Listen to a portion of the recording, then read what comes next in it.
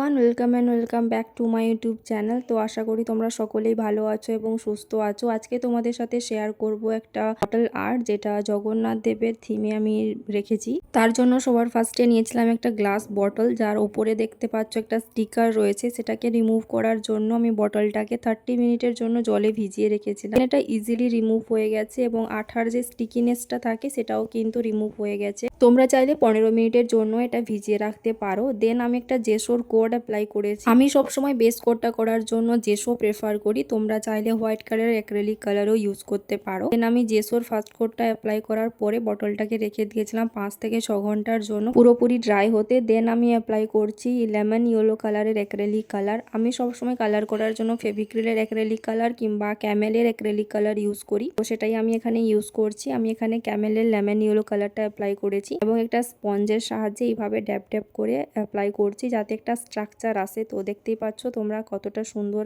এবং স্মুথ হয়েছে বটলের বেসটা। দেন আমি এইভাবে একটা পেপারের কাট আউট নিয়েছি, এটা আমি পেন্সিলের সাহায্যে ড্র করে নিয়েছি। দেন আমি এখানে কালারগুলো একে একে অ্যাপ্লাই করব। একটা পার্পল কালারের সাথে হোয়াইট কালার মিক্স করে আমি একটা লাইট সেট তৈরি করেছি, কারণ একটা ব্রাইট সেটের সাথে আর একটা ব্রাইট কালার কিন্তু খুব ভালো যায় না। তো একটা ব্রাইট কালারের সাথে সবসময় একটা লাইট কালার আমি প্রেফার করি। তো আমি এখানে কালারটা রেডি করে আমি যে কাট আউটটা দিয়ে পেন্সিলে ড্র করেছিলাম তার মিডিল বরাবর আমি এটা খুব ভালোভাবে অ্যাপ্লাই করে নেব।